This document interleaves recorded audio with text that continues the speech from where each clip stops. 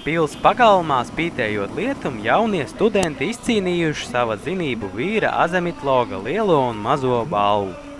Piederību savai alma mater pasākumā skaļi parādīja katras fakultātes studenti, atraktīvi ievedot fakultāšu dekānus Pils pagalmā, rādot iepriekš sagatavotos asprātīgos un jautros priekšnesumus par tēmu Nākotne mūsu vēlmju projekciju un aktīvi jūtot līdzi citu studentu priekšnesumiem. 39. Azemitloga svētkos par uzvarētājiem kļuva pērnā un 2006. gada uzvarētāji tehniskās fakultātes studenti.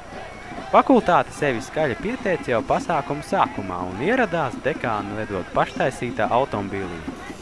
Savā priekšnesumā mehi prezentēja pašreiz aktuālo ekoloģijas jautājumu un problēmas iespējamos risinājumus, proti plastmasas pārstrādi un atkārtotu izmantošanu.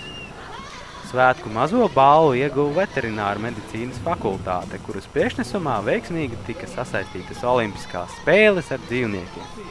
3. vietā pēc 9 fakultāšu dekānu un 7 neatkarīgo vērtētāju atzinumu ierindojās lauksaimniecības fakultātes pirmkursnieki.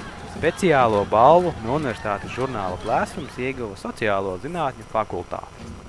Pasākuma nobeigumā Azemitlogas pirmkursniekiem lika notupties ceļos pagalmas lapjajā zālienā, lai svinīgi solītu kļūt par labiem speciālistiem, cienīt un godāt LLU, kā arī vairot Latvijas labklājību.